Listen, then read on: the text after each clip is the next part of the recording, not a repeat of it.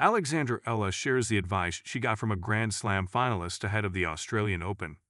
Alexandra Eala will head to the Australian Open full of hope in what will be her first main draw match at the Melbourne event.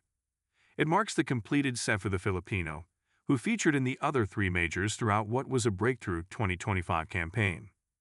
Just 20 years old, it has been a mesmeric past 12 months, in which she has seemingly broken every tennis record held in her home country.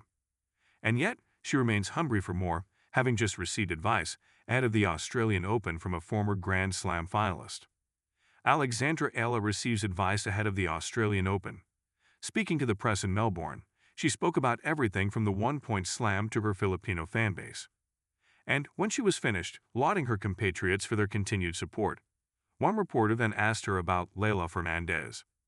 A former U.S. Open finalist at the age of just 19, and now 23 and an established star on the WTA Tour, the Canadian will surely have plenty of crucial advice to bestow upon a player like Alexandra Eala.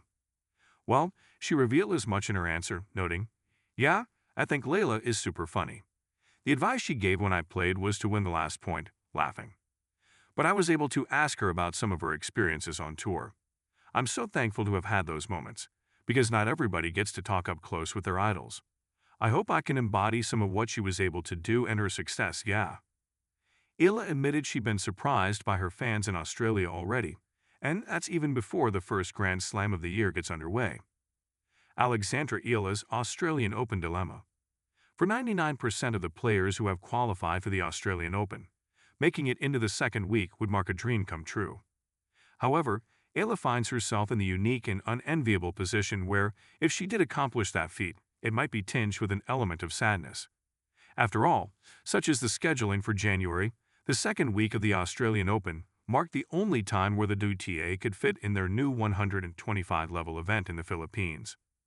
Eala, as a proud representative of her nation, was naturally delighted at the announcement of this new event in Manila.